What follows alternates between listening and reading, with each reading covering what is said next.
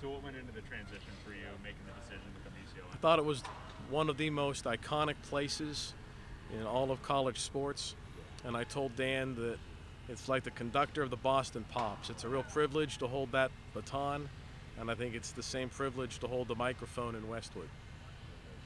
How early did you know that this was a possibility for you to come out to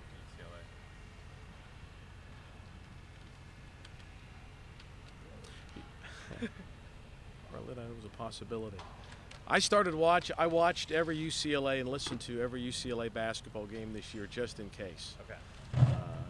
First of all, I'm one of those basketball junkies that would stay up till midnight to watch games anyway. But I watched the Bruins with added importance this spring and was so proud when they got in and then made their run to the Sweet 16. How much homework do you think you still have remaining for you to get ready for the football season? I feel like I'm someone who needs to study for the GREs. I'm going to grad school here this spring and summer. The tradition of UCLA is easy to learn and obvious to understand for all of us. But for this team and for the men's basketball team, that will be my chore here over the next 3 months, is to learn as much as I can. But I'm excited about it. Have you had any influences in your broadcasting business that you've ever modeled your style after? Well, so many. First of all, I think just like everybody in Los Angeles, but every broadcaster in America admires Vin. And so he would certainly be at the top of the list for his ability to tell stories, his remarkable craft, play-by-play. And so he would be at the top of the list. And then people like Bob Costas and Jack Buck, more baseball guys, to be quite honest. Do you think you have a particular style behind the mic?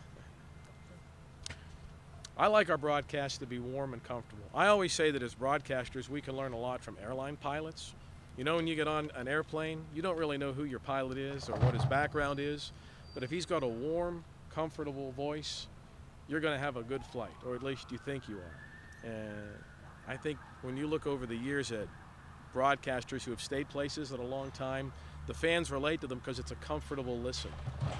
And that's what I try to do. I want to have a real comfortable broadcast that's friendly, very informative, very exciting for the fans as well, but very fair and balanced as well.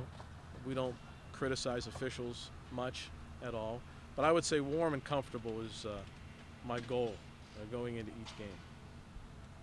The other thing we can learn from an airline pilot is that they do checklists before every time they take off, and as broadcasters you can do that too. You can check things off to make sure you get all your notes and nuggets in. Crash land any broadcast? Emergency landings? Did you see the UCLA Virginia Tech Sun Bowl game? From a Virginia Tech perspective, that was a bumpy flight in and out of El Paso, Texas. It's interesting to stand next to Miles Jack today after watching him play and see what an amazing athlete he is. And I'll tell you what, when you stand next to these guys, you can see the job that Coach Moore has done recruiting, and you guys see him all the time and have met even the new ones today, but there are some amazing athletes in this program. I'm really excited to watch them develop over the years. The excitement here for football is through the roof. I'm really honored to be here, but even more excited to call the games. After starting at Virginia at such a young age, did you ever imagine, or Virginia Tech, did you ever imagine retiring there, or did you know that you wanted to move on somewhere else at some point in your career? It was going to take a really special place for me to ever leave Virginia Tech, something very unique, something iconic. And this is the only place that I would consider leaving for. And I told Dan that when I was here last month.